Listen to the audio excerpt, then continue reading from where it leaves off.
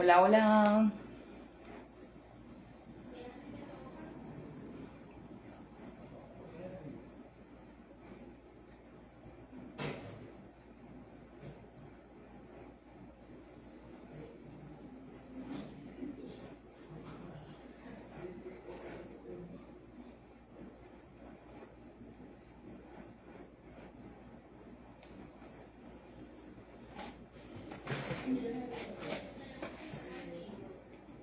La Miquel.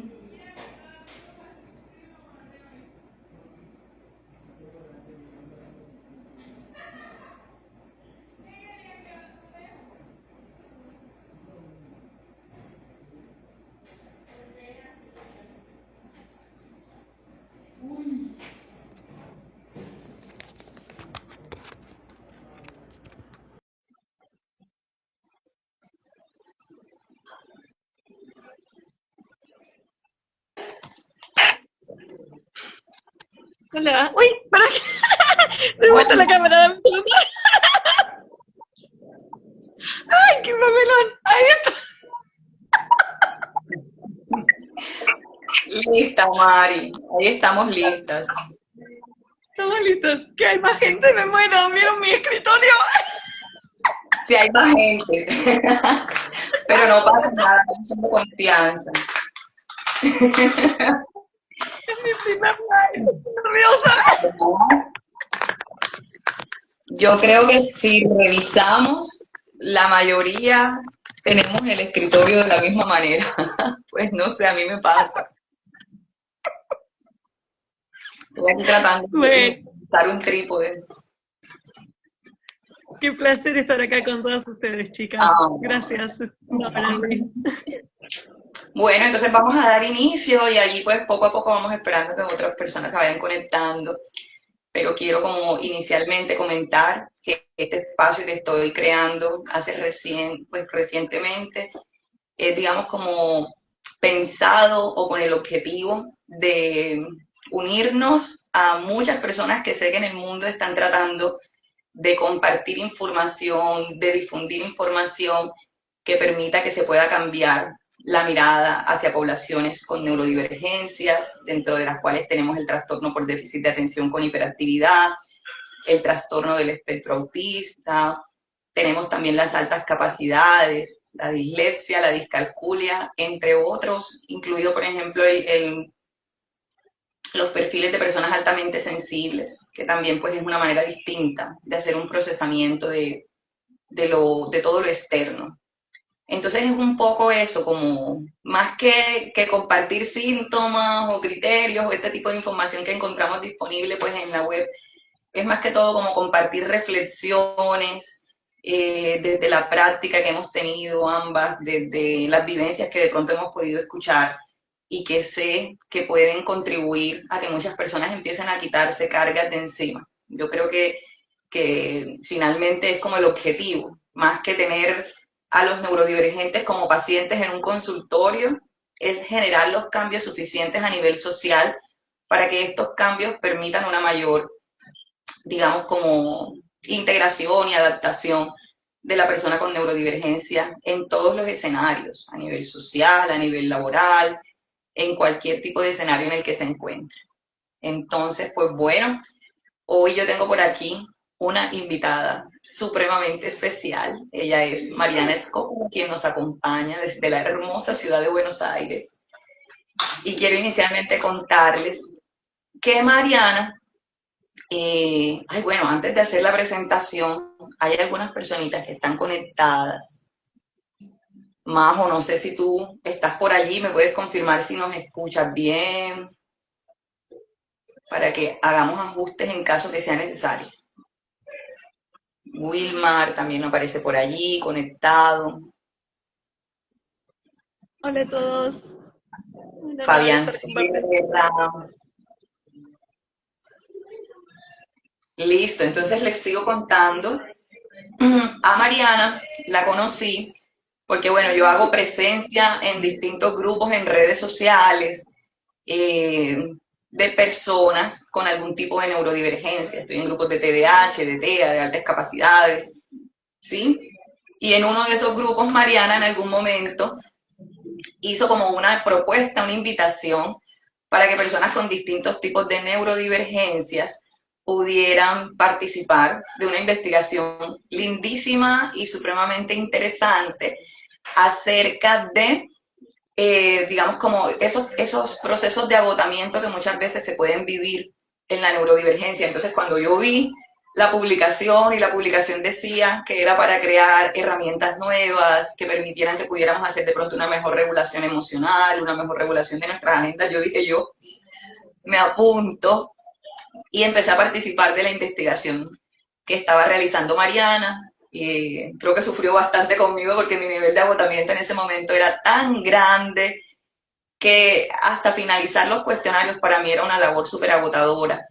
Pero quiero resaltar que Mariana en ese momento no se fijó, digamos, en mí como un sujeto de una investigación, no se dedicó solamente a hacerme preguntas, sino que yo le contaba, es que me está pasando esto, y Mariana se detenía con una paciencia tremenda y me escuchaba y me decía, Adri, tal vez puedas probar esto, tal vez puedas probar esto otro, ya intentaste esto. Entonces, esa calidez, esa disposición humana que encontré en ella, definitivamente me hizo como creer y confiar en que a veces no se necesita que seamos amigos de toda una vida cuando hay la intención como de tenderle la mano a alguien que de pronto en ese momento lo necesita. Así que sin dudarlo, ya después de unos meses, yo dije, yo quiero que Mariana esté conmigo en este proceso, que nos estemos acompañando, porque vamos allí como creciendo juntas.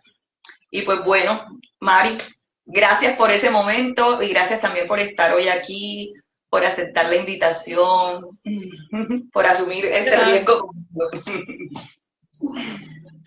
Gracias a vos, Adri, la verdad que es un verdadero honor. Estoy feliz, de todo corazón estoy muy feliz de haberte conocido. Sos una persona increíble, un alma súper sensible y linda, y transmitís una energía hermosa, así que es un honor de corazón estar acá.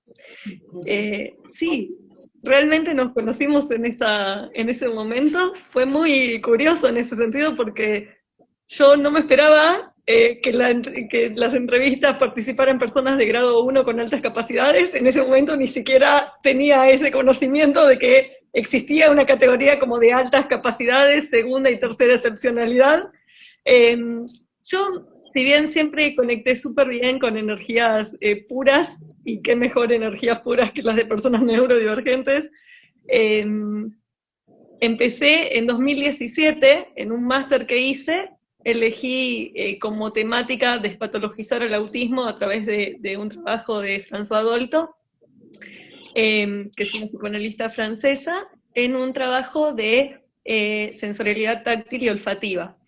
Pero estaba bastante limitada de avanzar porque era una facultad de arte. Yo soy docente y artista plástica, y claro, la orientadora siempre me decía, Mari, te estás yendo muy al plano de la psicología y vos sos artista plástica, no puedes irte ahí. Y sin embargo era lo que más me motivaba y me movilizaba. Esto fue año 2017. Ahí, por fuera de que la investigación fue preciosa y súper sensible, hacíamos el trabajo con adolescentes, perdón el ruido, vivo en una avenida, con adolescentes y adultos autistas. Y mi orientadora siempre me decía, trabajemos con infancia, pero yo le decía, no, porque infancia ya hay mucho, o sea, todos se ocupan de infancia. Y la idea era que si voy a hacer algo que sume y que aporte, ir hacia los que no son vistos o escuchados, no digo por nadie, pero que no están en el foco.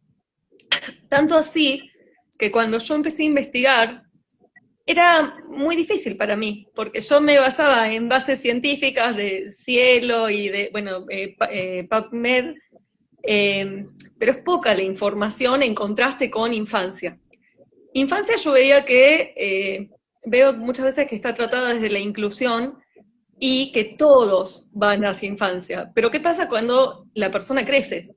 Es como que empecé a sentir que había un contraste entre de una sobreprotección y tal vez hasta asfixiante o infantilizante, porque me encontraba con madres que yo le hacía una pregunta a la persona autista y respondía la madre en primera persona, como si la pregunta fuera hacia ella, y ahí yo me quedaba sorprendida, o sea, esto lo digo con el mayor respeto y sin juzgar a nadie desde ya, pero ahí yo me quedaba sorprendida pensando en la conciencia de la diferenciación entre una persona y otra.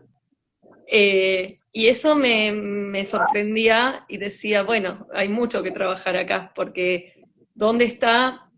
A veces tal vez una persona desde el amor puede llegar a ir anulando a una persona, y no todos tenían un grado de, digamos, viste que hay grado 1, grado 2, grado 3, había gente que le pasaba esto y sí tenía como posibilidades de expresarse por sí misma, que eran verbales y demás.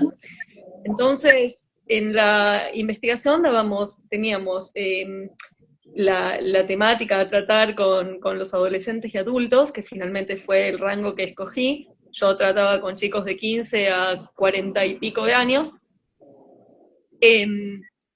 Y después le dábamos un espacio a las madres. Y en ese espacio, donde ellas podían expresarse, una dijo algo que yo no me lo olvidé más, que fue, ¿qué va a ser de la vida de mi hijo cuando yo ya no esté acá? Y eso a mí me tocó tanto que no me lo olvidé más. Yo tuve que abandonar en ese momento la investigación porque mi mamá estaba con ELA en fase terminal, volví a Argentina para cuidarla hasta su fallecimiento, pero pasaron 5 años y yo nunca me olvidé de eso. Entonces, cuando finalmente me repuse a mi duelo y pude retomar, decidí comenzar a crear un emprendimiento para tratar de dar una solución al dolor de aquella madre. Y así fue que empezó a nacer Autonomy Hacks, que empezó como un marketplace para que personas autistas puedan contactar de forma directa con profesionales, tanto neurotípicos como neurodivergentes. Y en ese plano, cuando yo te conocí a vos, dije, quiero a Adri dentro del equipo. Y bueno, ¿por qué? Porque también detecté de que muchas veces hay gente que llega a la adultez sin diagnóstico, y decía, tal vez puede ser un espacio para ir promoviendo el diagnóstico y que, bueno, empezar a mudar todas las limitantes que hay en la sociedad. Porque estas limitantes yo las noté desde el máster con personas autistas que nunca se plantearon la posibilidad de ellos ir a la universidad, y a partir de esa investigación la universidad abrió las puertas a que todos pudieran ir, y un chico se sintió muy emocionado de saber que iba a poder ir a la universidad. Y otra cosa que noté fue como la intención de neurotípicos interactuar con neurodivergentes, pero no sabían cómo, y el miedo los anulaba. Entonces ahí entendí la importancia de la psicoeducación y de ir derribando. También noto como muchas veces, tanto en escuelas como en trabajos, la falta de espacios de regulación sensorial, y con estructuras que no están adaptadas a personas, están solamente diseñadas para personas neurotípicas, y en realidad, o sea, es necesario ir educando y corrigiendo esto para que cada persona pueda ser quien es, sin masking y sin estrés y sin crisis, y que pueda explotar todo su potencial en la interacción de la neurodiversidad. Perdón, no quería monologar, yo me explayo. Estoy encantada escuchándote, has dicho muchas cosas interesantes, me encanta eso que dices de despatologizar el autismo, ¿sí? Es decir, venimos de décadas y décadas repitiendo el trastorno, bueno, antes el trastorno autista, el síndrome de Asperger, hemos ido cambiando como la noción, pero sigue siendo incluido todo como un trastorno, como una alteración, que creo que es lo que está como muy relacionado con que a muchas personas les dé miedo siquiera considerar que puedan tener o que puedan estar en el espectro del autismo, porque se ve como una patología, se ve como algo negativo, se ve como algo limitante. Y eso generalmente pues es algo que no queremos, y por eso nos cuesta, digamos, asomarnos y decir, oye, es probable que sí lo sea. Por otra parte, todo esto de que de que el autismo no lo venden como en las películas, el niño en la esquina que se balancea, que no habla, que tiene una discapacidad, que incluso, no sé en Argentina, pero en Colombia se certifica esa persona con la discapacidad, ¿sí? Entonces esa imagen, digamos, está muy lejos de lo que en realidad significa que hoy en día se hable de un espectro, ¿sí? De que sí existen casos en donde hay un déficit en el lenguaje bastante marcado, pero hay otras personas con autismo que son supremamente extrovertidas, supremamente sociables, que tienen muy buenas habilidades sociales y que pasan aparentemente desapercibidas, aunque ellas por dentro sí se dan cuenta de que hay algo que funciona distinto. No voy a decir normal o anormal, hay algo que funciona distinto. Entonces me encanta eso que has dicho de despatologizar el autismo. Yo creo que eso quita un peso de encima tremendo.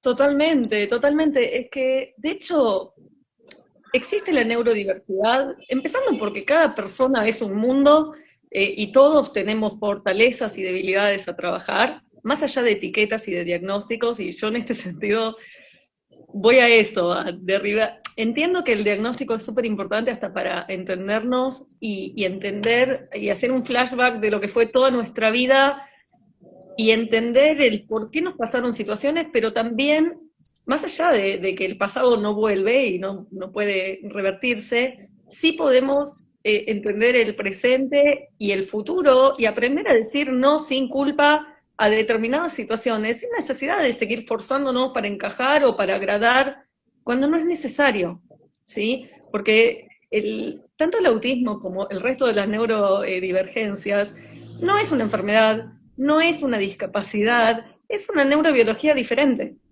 Y diferente con todo lo bueno y lo malo. Yo no estoy en contra de la inclusión en el sentido de que hay casos que realmente son muy severos, como bien decís, y hay gente que va a necesitar apoyo toda la vida y no va a poder alcanzar la autonomía. Lamentablemente, aunque nunca se sabe. Hay gente que durante años no habló y después salió hablando varios idiomas a la vez. O hay gente que, esto que decías recién, o sea,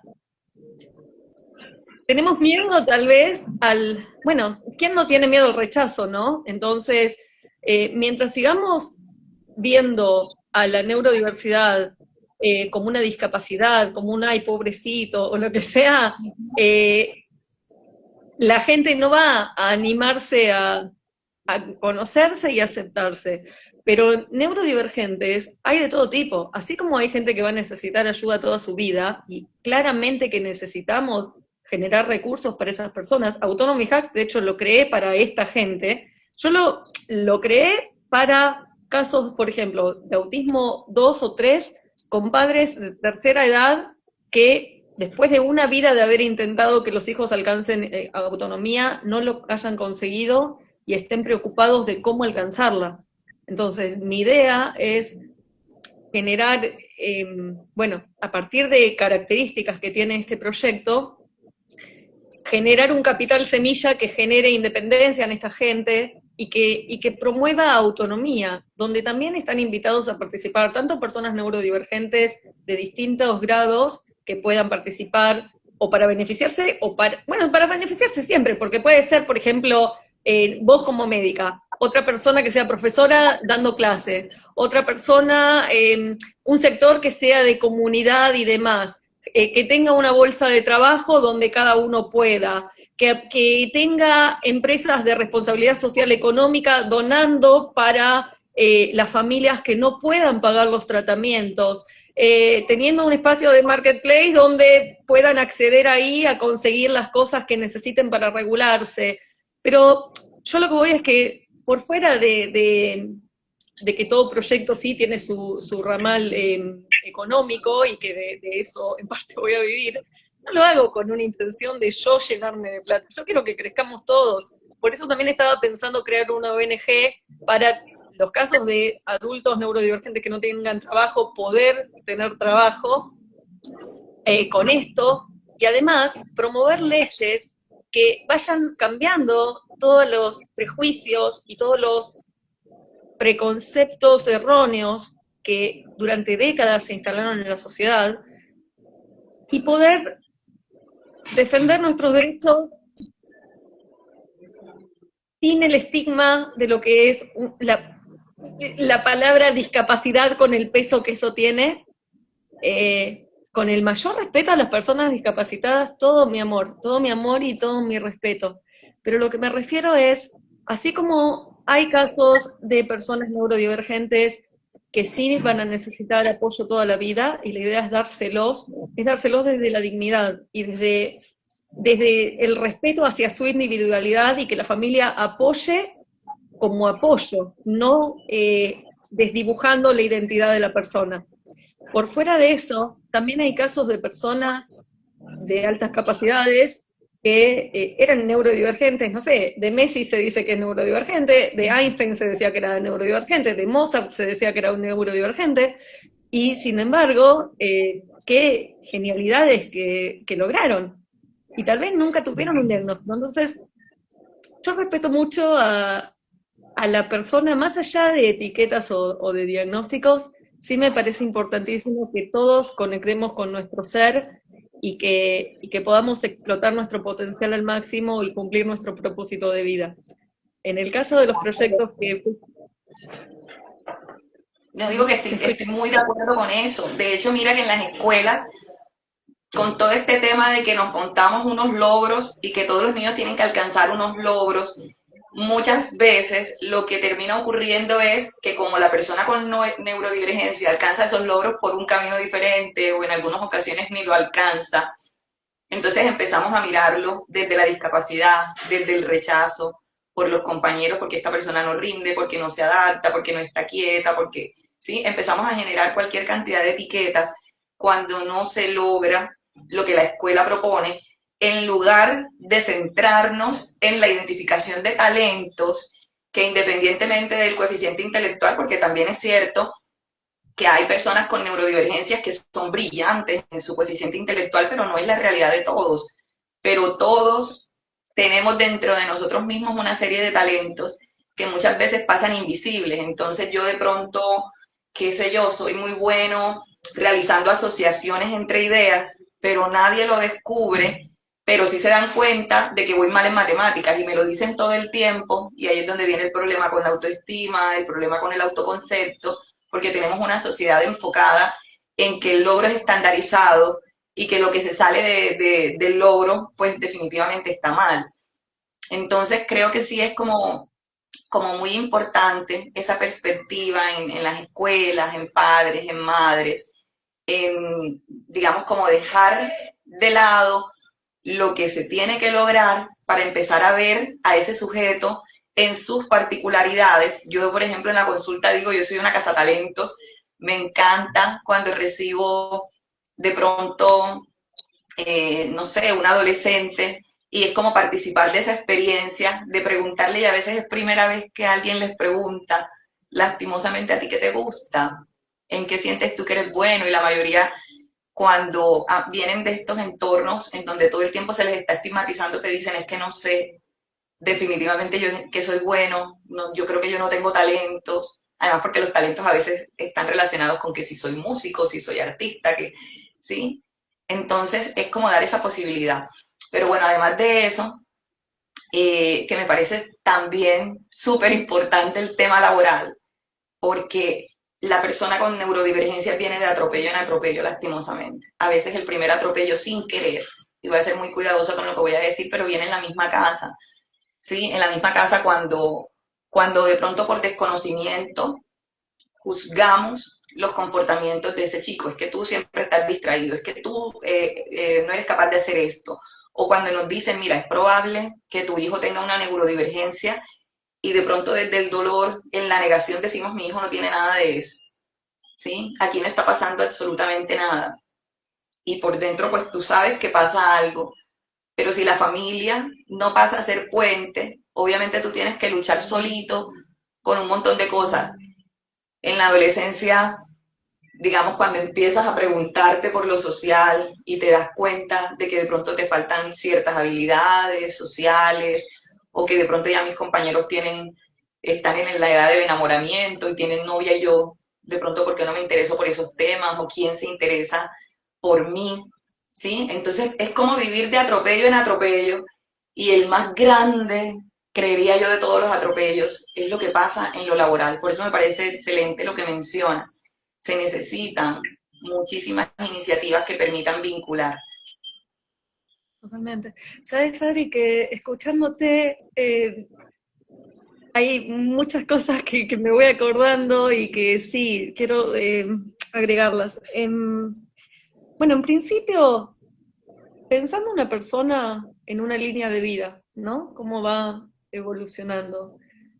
Un poco se va como repitiendo, porque en realidad termina siendo la persona rodeada de un grupo humano que va cambiando de nombres o categorías, llámese familia, escuela, después trabajo, pero básicamente termina siendo como el mismo patrón, ¿no? O sea, la persona va evolucionando en distintas fases de su vida y siempre va a tener que estar en conexión consigo misma y en conexión con un entorno que en el mejor de los casos no la rechace para sobrevivencia, ¿no? Para sobrevivir. Y esto pasa también, digamos, en el reino animal, o sea, en el reino animal la manada sobrevive acordando determinados comportamientos y yendo juntos. Ahora, ¿qué pasa cuando uno no encaja en eso? Y es como que la supervivencia termina siendo el masking. Pero el masking, llegado a un punto, y todos hacen masking, o sea, los neurotípicos también hacen masking en el momento donde no se fuman a alguien, no soportan a alguien y después desaparece y ¡ay, qué lindo que me cae re bien! Y después le dan con un caño por la espalda. Pero el punto es que nadie logra sostener una careta mucho tiempo. Y además, ¿cuál es el costo emocional de esa careta? Porque, bueno, primero, cambiando un cachito de tema, en esto del diagnóstico, ¿no? ¿Por qué es importante el diagnóstico? Para conocernos, para entendernos y para aprender a decir no sin culpa.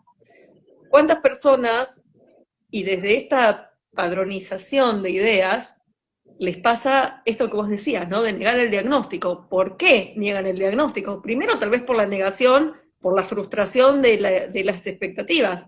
Tal vez la madre esperaba que el hijo nazca neurotípico, pero ¿por qué? Por el miedo también al propio rechazo, a qué va a decir la sociedad de que mi hijo es diferente.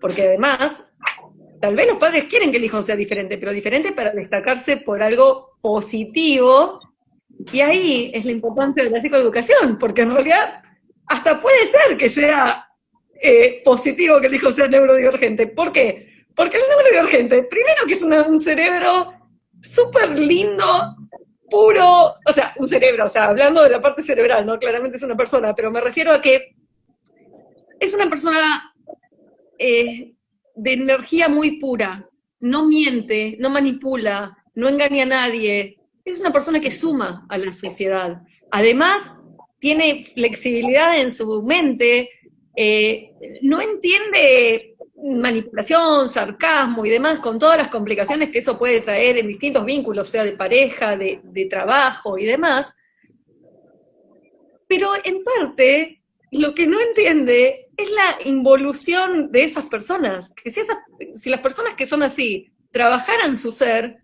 y fueran mejores personas, dejarían esas actitudes que son bajas y mezquinas y no suman a la vida de nadie.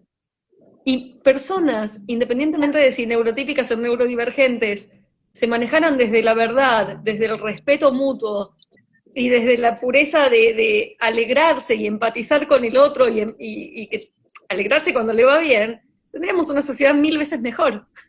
Entonces, a lo que voy es que, ¿cuántas veces pasa que una persona que tal vez tiene altas capacidades, o tal vez no las tiene, pero digamos que está en lo que antes conocíamos como Asperger, se siente distinta, siente que como que hay partes en las que no encaja con el resto, y tal vez hace el diagnóstico y va y se lo cuenta a la familia no le cree. Dice, Sí. bueno, ¿entendés? Todos tienen autismo, me decía alguien en estos días. Ah, no, pero ahora todo el mundo es autista, ahora todos. Claro, se puso de moda, ¿viste? Como si... No, pero el tema yo creo también que Yo creo que pasa por ahí, que pasa por la falta de psicoeducación a nivel social. ¿Por qué? Porque la falta de psicoeducación hace que la gente tenga miedo al rechazo.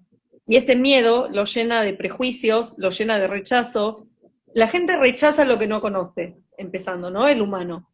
Entonces, y puede ser que eso le pase, si le pasa al humano por su personalidad, eso le va a pasar como madre, le va a pasar como padre, como maestra, como jefe, en el rol que sea que ocupa dentro de la sociedad, en distintas etapas de su vida, le va a pasar. ¿Por qué? Porque tiene cosas internas a resolver esa persona. O sea, la persona neurodivergente no tiene la culpa de eso, y porque no tiene la culpa, es tan importante que empecemos a hablar de esto, empecemos a derribar mitos y prejuicios que no suman a la vida de nadie, y que se empiece a conocer la neurodiversidad. Porque en este sentido, si hubiera más información, estaríamos más cuidados y protegidos en las distintas áreas de nuestra vida. En las áreas de pareja, donde si nuestra pareja entiende que no entendemos indirectas y que hablando se entiende la gente con transparencia y respeto, sería un vínculo sano, que si tal vez tuvimos que hacer masking todo el día en distintos entornos, necesitamos un tiempo propio para regularnos y después poder compartir tranquilos. O sea, cuando la comunicación y las diferencias sensoriales o emocionales están entendidas, es como que pueden haber vínculos sanos y duraderos. A nivel de pareja, a nivel de laboral, de amistades. Y bueno, y a veces también pasarlo del tema de vínculos tóxicos, ¿no? Sí, pero bueno, antes de pasar a vínculos Sí, tóxicos, yo quiero como precisar, digamos, cuando hablamos de neurodivergencias, estamos hablando de cerebros que hacen un procesamiento diferente de la información, ¿sí? Es un totalmente. cerebro que hace una interpretación distinta de muchas situaciones, que hay un procesamiento sensorial distinto.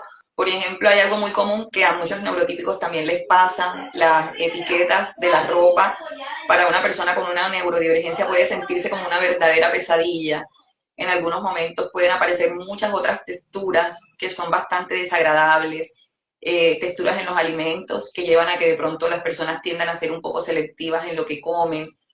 Hay un síntoma muy común o una característica muy común que es la inflexibilidad cognitiva, que ve como cierta rigidez o como si fueran rasgos obsesivos de la personalidad.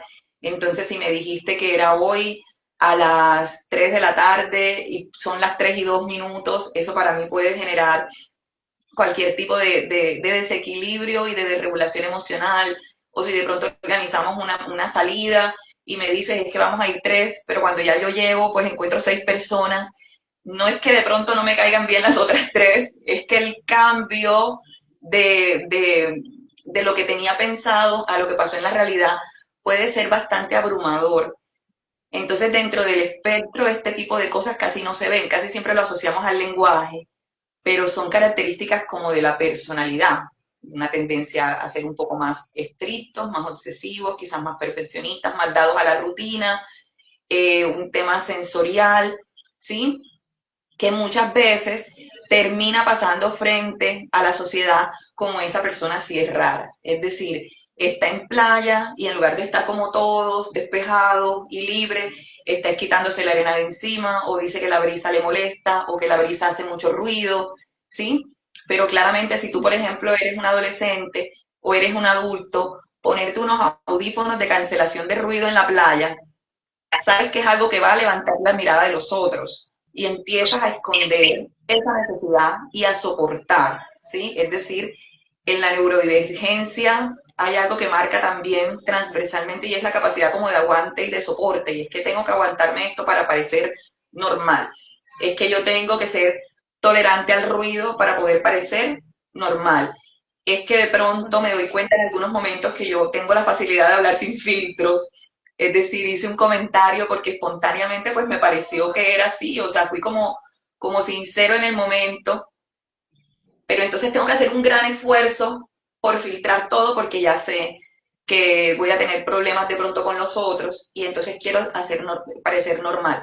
Y creo que a esto se está refiriendo Mari cuando nos habla del masking o del enmascaramiento. Yo nunca, hasta el momento, he atendido a una persona con una neurodivergencia que llegue a consulta por la neurodivergencia como tal, sobre todo en casos de TEA.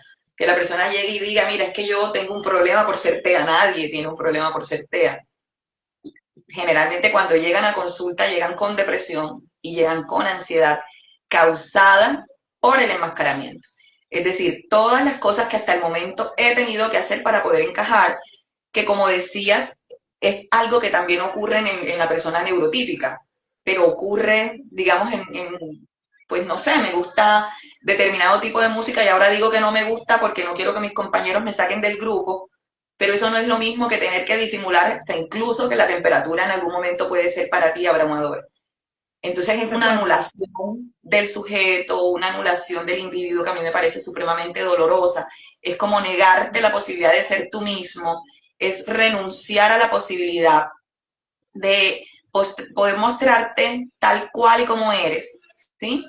Y obviamente eso genera todas las alteraciones del estado de ánimo posible. Yo conocí a alguien en consulta que me decía, te voy a hablar desde lo que queda de mí. Y a mí esa frase me partía el alma, ¿sí? Lo que queda de mí es como decir, definitivamente tuve que anularme para poder tener lo que hoy tengo. Y esa persona me lo mostraba como con orgullo. Mira, logré parecer neurotípico y logré estar en un grupo y logré ser aceptado, ¿sí? Pero ¿cuál es el costo del enmascaramiento y cómo se relaciona eso, en este caso, con el burnout neurodivergente, mi querida Mari? Tal cual. Bueno, es muy fuerte todo lo que contás y muy cierto. Recién estaba pensando en que a los demás también les puede pasar, independientemente de neurotípico o neurodivergente, el hecho de, por ejemplo, imagínate, por ejemplo, los casos de adolescentes que no tienen intención de empezar a fumar, pero como el grupo fuma, eh, lo van a rechazar si no fuma. Entonces adquieren un hábito tóxico y destructivo y adictivo para ser parte. Y que hay gente que no lo puede tirar, ¿no?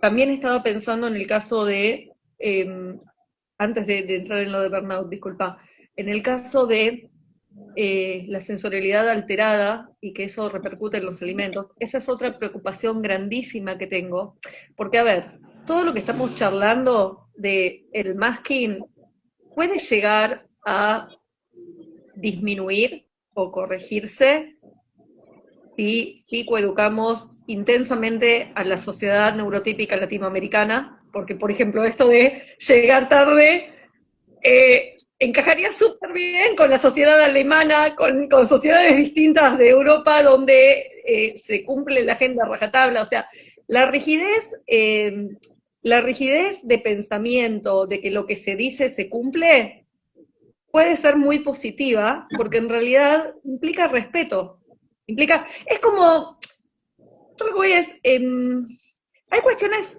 que son biológicas, neurobiológicas, que están establecidas así, y respetándolas se puede tener una vida tranquila y súper equilibrada. Vos pones a una persona neurodivergente en la naturaleza, rodeada de animales que lo laman o lo que sea, salvo que tenga una hipersensibilidad táctil y eso le moleste o olfativa, vas a ver a la persona feliz. Y yo he percibido en muchos casos de personas neurodivergentes que donde son respetadas y bien tratadas, se dan súper bien, y mismo, independientemente de si son verbales o no verbales, sienten, cuando una persona se siente respetada y acogida, no está, se siente segura, y desde la seguridad nadie entra en crisis, independientemente de la edad, independientemente de si es verbal o no verbal.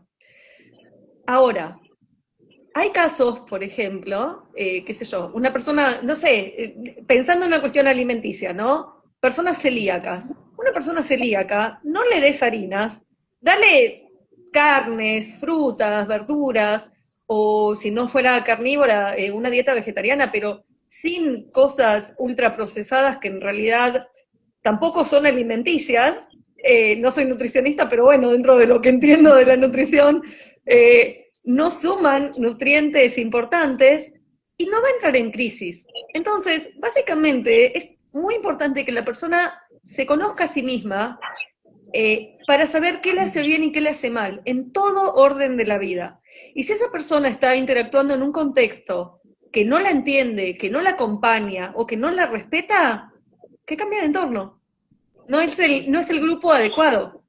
¿Cómo una persona va a caer en vicios tóxicos y destructivos como alcohol o drogas o cigarrillo o lo que sea para ser aceptado por el grupo y mantener ese hábito destructivo por 20 o 30 años? Entonces, esto por un lado. Ahora, distinto, me parece, y de ahí estoy haciendo otro proyecto distinto para eso. En las entrevistas fui viendo que se repetía esta restricción alimenticia, y yo eso me acordé de, cuando estaba haciendo el máster, que una mamá contaba que sus hijos, que eran unos mellizos de 43 años, que desde la infancia habían comido toda su vida, su desayuno y su merienda eran un té con unas galletitas tipo de estas de leche, las suavecitas, redondas. ¿Qué pasa? Primero que nutricionalmente es bastante pobre ese desayuno y merienda, entonces 2 colaciones diarias de eso a lo largo de 40, 50 años, a nivel nutricional, ¿qué tan bien alimentados están? Yo pensaba mientras escuchaba, ¿no? ¿Y qué pasa? Un día cerró la fábrica y no hicieron más estas galletitas. Y ella estaba súper angustiada porque los hijos tenían la fijación, esta obsesión, digamos, este pensamiento restrictivo hacia esa galletita y no cualquier otra. Ay, qué lindo lo que contás, Facierra, qué copado que sean así, es súper necesario. Bueno, el tema es que ahí yo pensaba la importancia de una buena alimentación, porque si pensamos en que tanto en los primeros 7 años de vida formamos nuestra personalidad, y de ahí es tan importante la psicoeducación para desenvolvernos conectados con nosotros mismos y conocernos de verdad. ¿Cuántas personas llegan a la adultez sin conocerse, sin conectar consigo mismas? ¿Cuántas mueren sin haber conectado nunca consigo mismas y estando más preocupadas por agradar al de afuera que a uno mismo? ¿Y cuántas personas terminan teniendo cáncer por eso mismo? Por dolores no curados, por haberse callado la boca, por fingir ser quien no era. ¿Qué diferencia hay con el burnout? Que una persona neurotípica que le estalla la cabeza, que no se banca más al entorno, a la familia, que finge en las fiestas porque no se banca al familiar X o al jefe o lo que sea, se va de vacaciones 1 semana, 15 días, 3 semanas, depende de la antigüedad, y logra despejarse y volver a juntar energía para volver a aguantar lo que no se soporta, en vez de conectar consigo misma y cambiar de vida y alejarse de vínculos tóxicos.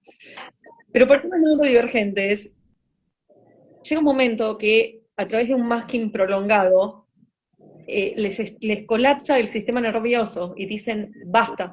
Y eso hace que se recluyan tal vez semanas o meses y no puedan salir de la cama. Y no porque sean malas o no tengan voluntad o sean vagas o los prejuicios que una mente prejuiciosa puede atribuirles, sino porque por más que quieran no les da el cuerpo y no les da el alma. Por no haber sido entendidas, por no haber sido escuchadas, por no haber sido conocidas genuinamente. Entonces, es súper importante cambiar, y en este sentido quiero mencionar a una persona maravillosa que se llama Pierre Clavé, que es uno de los entrevistados que tuve hace un tiempo, en ese contexto que te conocí. Es un señor francés que está viviendo en Perú, creo, está casado con una señora peruana, y él promueve mucho, de hecho en YouTube tiene un canal de altas capacidades, que hace los videos con IA, pero él difunde mucho y tiene un grupo de altas capacidades también en Facebook, difunde mucho lo que es de altas capacidades de segunda y tercera excepcionalidad. Ahí fue que gracias a él yo conocí esta categoría. Y el concepto, y bueno, y personas súper maravillosas que amo mucho. Eh, pero, pero bueno, voy a eso. Y él, ¿por qué lo destaco?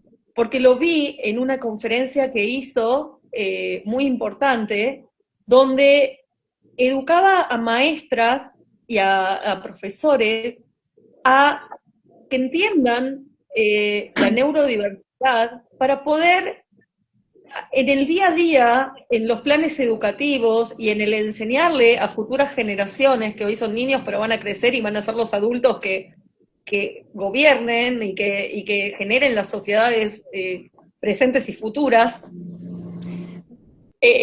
acerca de la neurodiversidad como una neurobiología diferente, que no es que Ujú. sea peor ni pobrecitos ni nada, que pueden ser potencialmente maravillosos si son escuchados, si se les permite ser, si se les permite ser.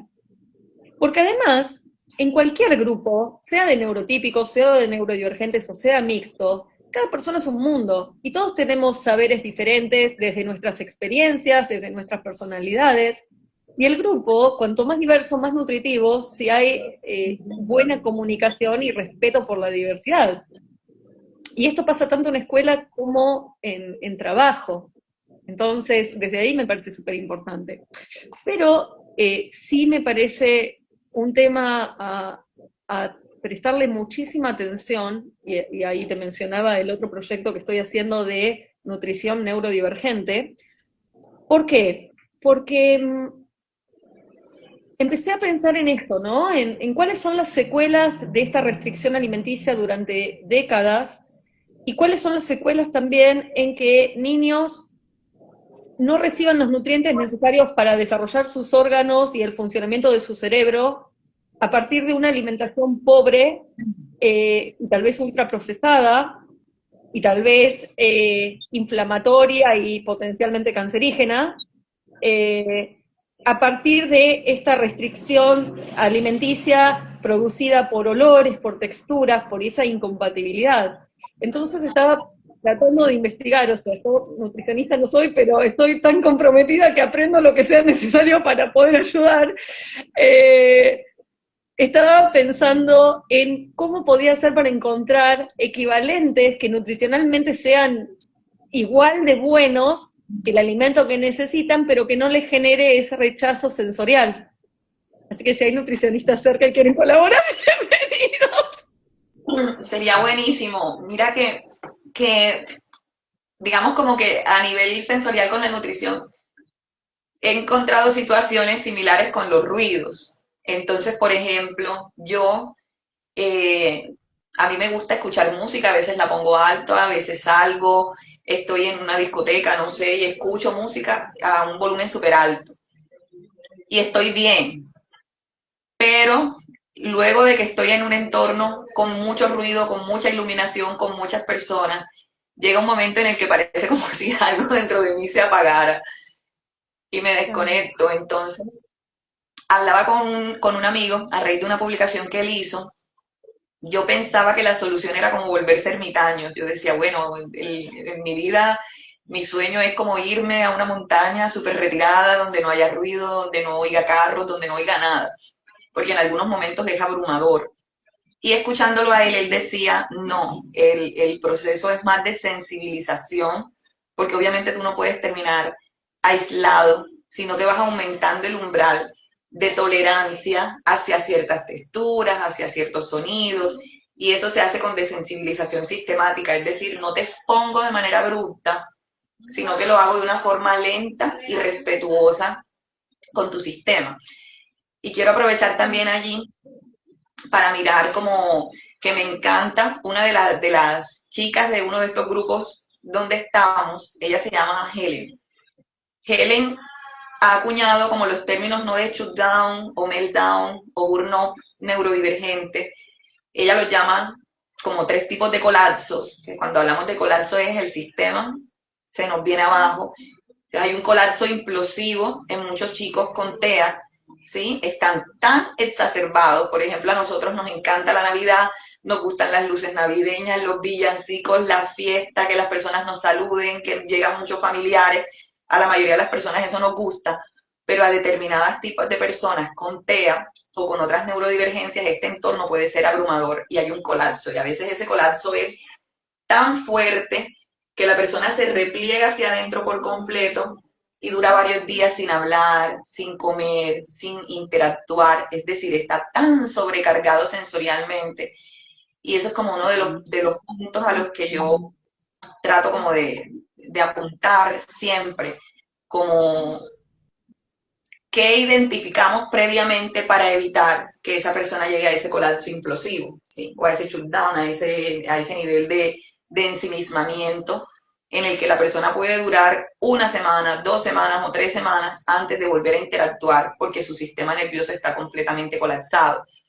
O por ejemplo, Claro. en el colapso explosivo o meltdown, en que la persona no se repliega, sino que se va hacia afuera. Entonces grita o se golpea contra la pared cuando hay un proceso de desregulación emocional.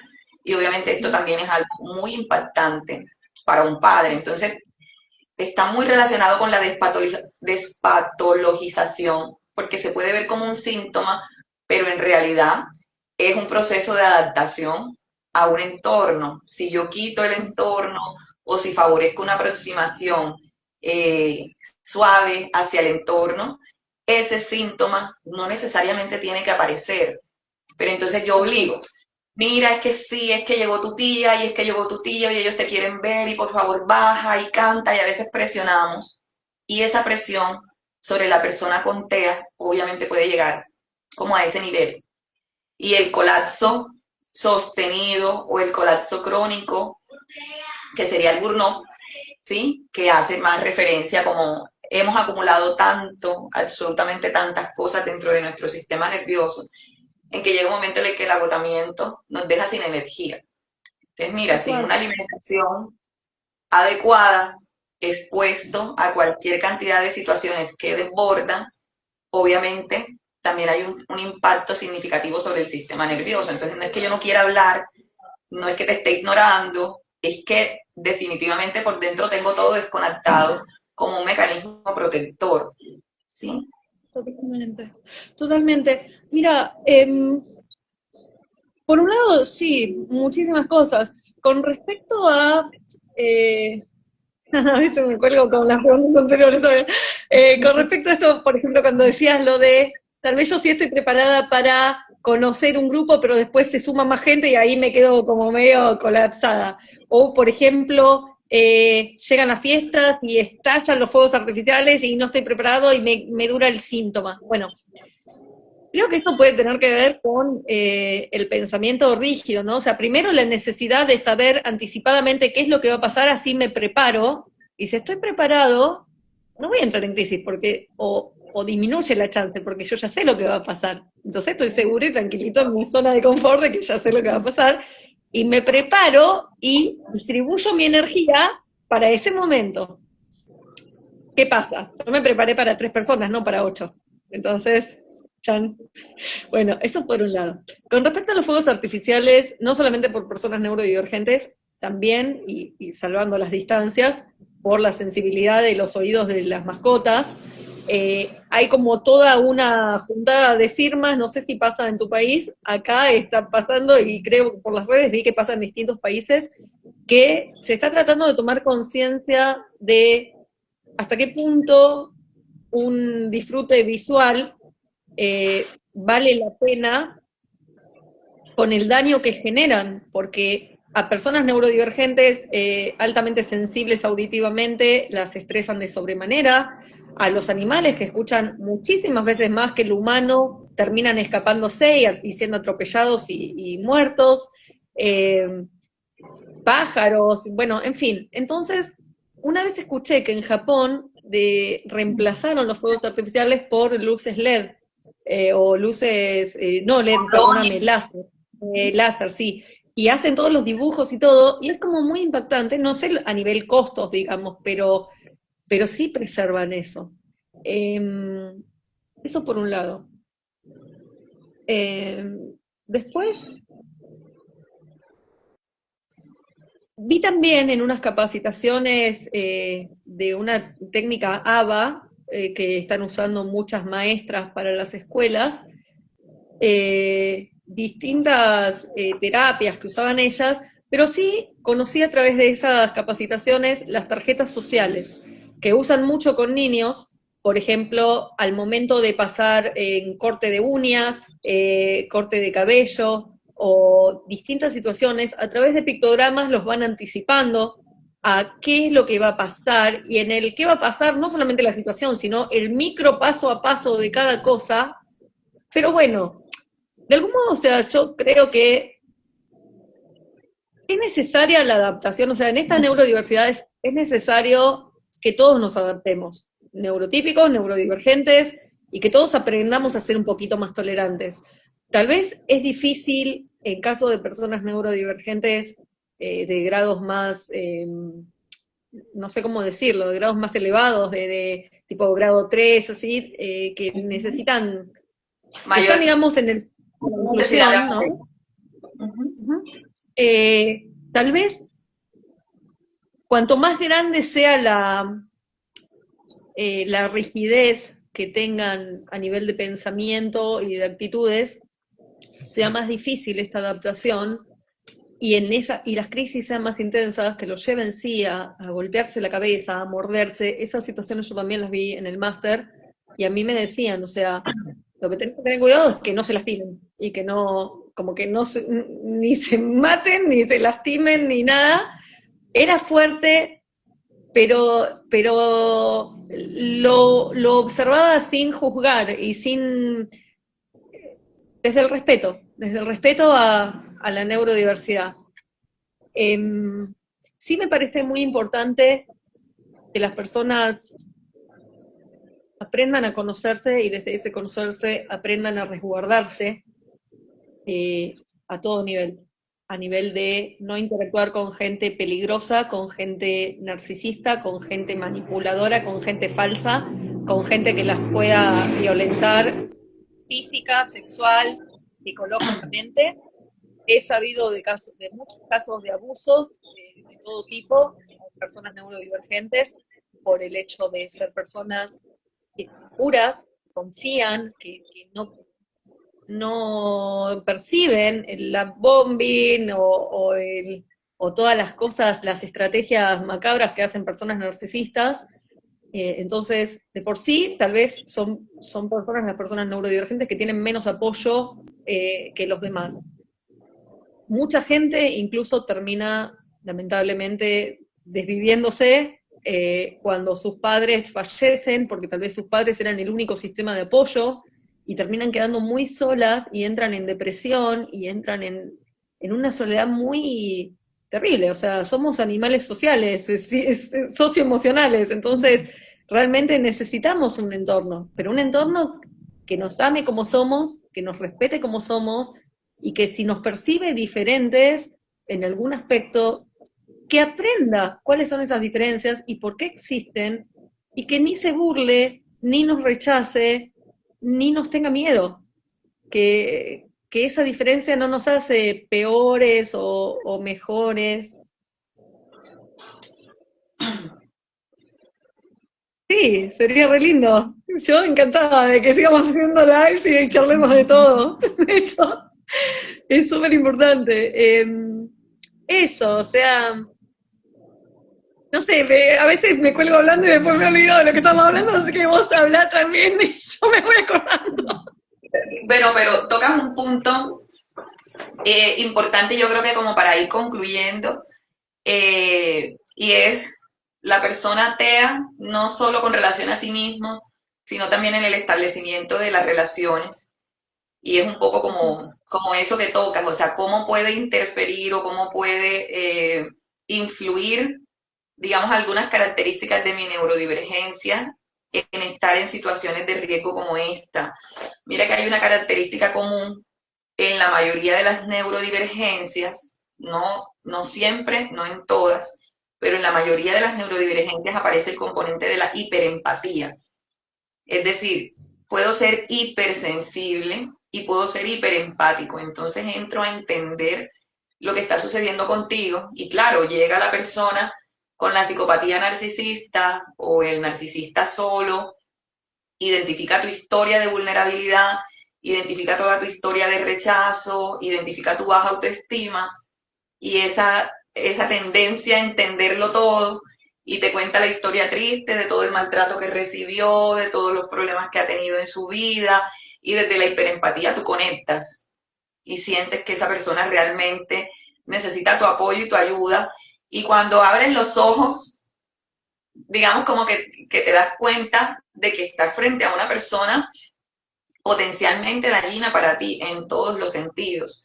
Entonces, es como eso, como que hay una vulnerabilidad a ser víctimas, y creo que lo vemos muchísimo en redes sociales, lo vemos mucho como en los grupos, personas que lastimosamente han sido víctimas de psicópatas integrados o de narcisistas, justamente por esta inocencia también de no esperar en el otro la maldad. Sí. Totalmente. Lo que pasa que cuando la persona es buena no espera que el otro sea malo. Es más, tal vez las personas neurodivergentes están tan enfocadas en hacer el bien y demás que no perciben la existencia de eso. Pero así como tienen, o tal vez tenemos esas características, porque yo de hecho creo que puedo ser potencialmente neurodivergente y me parece que lo descubrí a partir de tantas... A mí me pasó algo muy loco en ese sentido, porque yo diagnóstico no tengo, pero sí, escuchando los casos, iba sintiendo amplia identificación, pero en situaciones que contaban que incluso con lujo de detalle me habían pasado a mí. Y esto que acabas de mencionar, de hecho, me pasa, yo soy hipersensible, hiperempática, y me ha pasado más de una vez. Pero así como existen estas características en personas neurodivergentes, también existe la característica del hiperfoco en algo de su interés. Entonces, tal vez una protección que podamos tener es hacer hiperfoco en aprender las cosas que nos van a proteger. De hecho, ahora estoy por lanzar un libro que se llama Elévate, ¿no? Que por favor que no suene como promoción, pero que va de la manísimo con eso que estamos hablando. A mí me interesa que te promociones. Pero es que realmente, es más, estamos en fase de validación, chicas, así que la que lo quiera probar, bienvenida, con Adri lo vamos a estar haciendo. El punto es así, o sea, este método apunta a sanar heridas emocionales presentes y pasadas para personas tanto neurotípicas como neurodivergentes. Puse todo de mí en este método, partiendo de experiencias personales, pero también de PNL y de neurociencia, con toda la bibliografía adjuntada. A lo largo del método, por un lado vamos tratando el cómo ir sanando las heridas, pero una parte muy importante es que una vez que las sanamos, aprendemos cómo identificar los patrones patológicos para no volver a salir heridas. Entonces, y ahí, o sea, es tipo el kit el protocolo de cómo identificar todos los patrones psicológicos y con el checklist de cómo hacer, o sea, y lo pongo con acceso vitalicio para que toda la vida se pueda consultar, para que sea una herramienta que sea, no digo tipo la Biblia, pero, o sea, como una herramienta que esté siempre disponible. ¿Por qué? Primero porque hay heridas que no sanan nunca si no las tratamos debidamente. Hay heridas que sí se pueden tratar, pero que lleva mucho tiempo. El corazón a veces y la mente sanan de un modo muy, muy lento. Es un material que las chicas lo pueden hacer solas, pero también lo pueden hacer con sus terapeutas en caso de que estén en terapias, y súper encantada de conocer a los terapeutas y que den también su visión con objetividad de si sirve o si no, y por qué sí y por qué no, o qué se le puede mejorar, porque la idea es hacer una herramienta que sirva para todos. Y también es un sistema que se le abrió un sistema de afiliación, porque muchas personas que son violentadas dependen económicamente de la persona que está siendo abusiva con ellas. Entonces, si bien la independencia emocional es súper importante, porque somos súper valiosas y merecemos una vida digna y feliz, es importante también la independencia financiera. La libertad financiera da poder, quien tiene la plata tiene el mando, Así que chicas, el mando lo tenemos que tener nosotras. O sea, el mando de nuestras vidas, más allá de chica o chico, no pasa por feminismo o nada por el estilo, pero es importante ser independiente en todo sentido para poder decir sí cuando queremos y no cuando queremos, y saber cuándo llegar y cuándo irnos y hasta cuándo quedarnos en un lugar y con una compañía determinada sin ningún tipo de condicionamientos. Entonces, nada, es súper, Es o sea, yo lo hago con todo. interesante. Yo estoy ahí en lista de espera para probar el método Elévate. Y mira que es lo que decía por allí Sandra, que uno empieza por un tema y de pronto empiezan como todas las piezas del rompecabezas a encajar.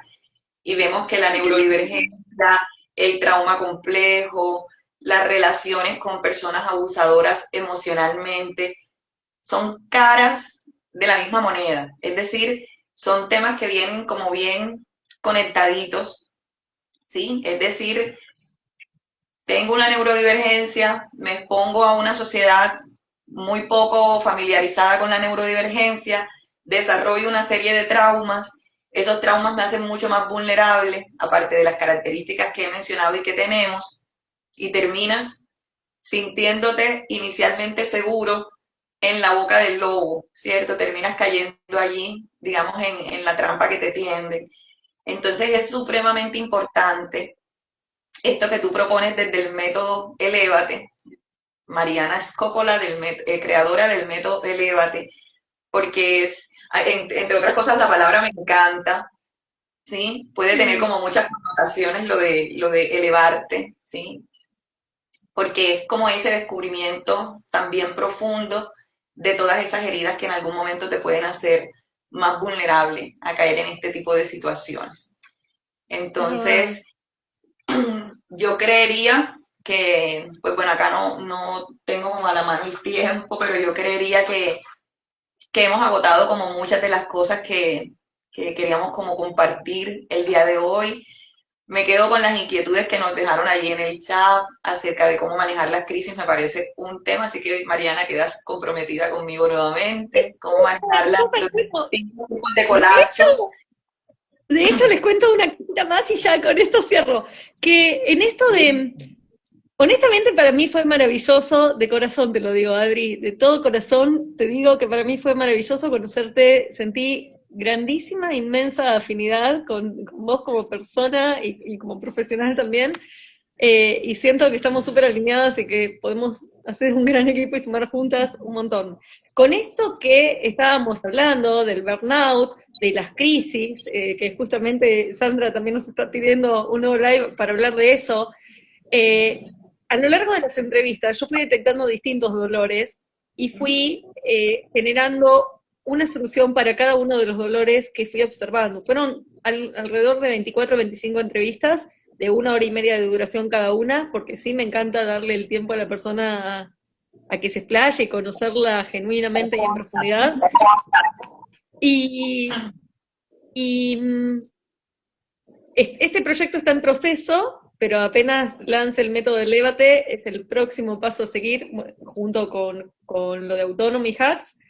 Es un proyecto que se llama Arquitectura Neurodivergente, que es precisamente una reestructuración estructural de nuestra mente. Está dividido en 3 fases y cada fase va a derivar en un curso de 12 semanas para los distintos momentos de la vida de la persona. Pero la primera fase tiene que ver con esto. ¿Cómo hace una persona que tuvo un burnout prolongado para volver a reinsertarse al trabajo? Cuando tal vez pasó su crisis y no quiere volver, pero necesita volver para no ser despedida. Entonces, ¿cómo se prepara psicológica y emocional y energéticamente para poder reinsertarse en un ambiente que no está diseñado para ellos, por ahora, que no está diseñado para ellos, para poder sobrevivir al día a día sin volver a generar un burnout nuevamente? Y cómo también trabajar toda la hipersensibilidad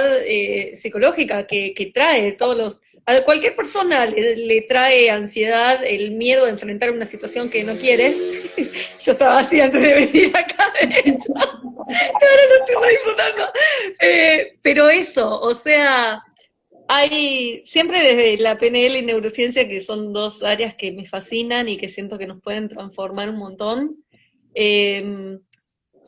se va trabajando el cómo poder reinsertarse y normalmente los cursos te enseñan nuevas habilidades o cosas así. Este proyecto no viene a enseñar nuevas capacidades a personas con altas capacidades que les sobran habilidades y demás, sino lo que viene a hacer, el aporte que hace, desde un dolor real y validado que existe, es cómo poder vivir el día a día sin rompernos y sin y soltar el masking. Básicamente esa es la propuesta. Así De que todos los acuerdo. que quieran saber. Mira que yo hacía como el paralelo. Cuando yo era niña, yo jugaba a Atari, como los Nintendos de mi época, y había un juego que era de un pingüino, también en un río, y el pingüino iba como de un hielo en el otro, y no se podía caer. Ese momento de Burnout yo lo veo así, o sea, es como que vas saltando de hielo en hielo, pero ya sabes que si te caes, definitivamente va a ser terrible, y más cuando tú sabes que eres quien sostiene muchas otras cosas, una casa, hijos, sí, que es otro tema súper interesante, mamás Wow. neurodivergentes, que en algún momento tocaremos, pero bueno. Total. Mariana, Y bueno, quiero darte invitada infinitas a gracias, ¿Cómo? infinitas gracias por estar aquí en todos estos meses, por estar aquí de alguna manera conectada, por los proyectos tan hermosos que estás llevando en este momento a cabo, porque sé, y nuevamente lo digo porque me consta, sé que más que digamos, un interés económico, realmente le pones el corazón para hacer transformación social y eso es lo que queremos y lo que buscamos. Entonces yo te mando un abrazo inmenso, nuevamente muchas gracias y ya sabes que te espero por aquí, ahí hay un último comentario. Muchísimas Muchas gracias por gracias. compartir. Mira, que muchas gracias por compartir sobre este Muchísimas tema. gracias a vos, Sabri, Nos vemos. muchísimas gracias por este curso maravilloso. Y muchísimas gracias a todas las chicas también y chicos que se quedaron y participaron. La verdad que un honor haberlos conocido y esperemos que sea la primera de muchas y ustedes sigan sumándose, traigan gente, que estamos todos para sumar y construir juntos. Sí, esta comunidad en este momento es así chiquitita, pero yo sé que en algún momento va a ser grande. Y gracias a ti por estar aquí en estos inicios. Te mando un abrazo inmenso, Mari. Otro gigante para ustedes. Abrazos, chicos, un honor. Nos vemos.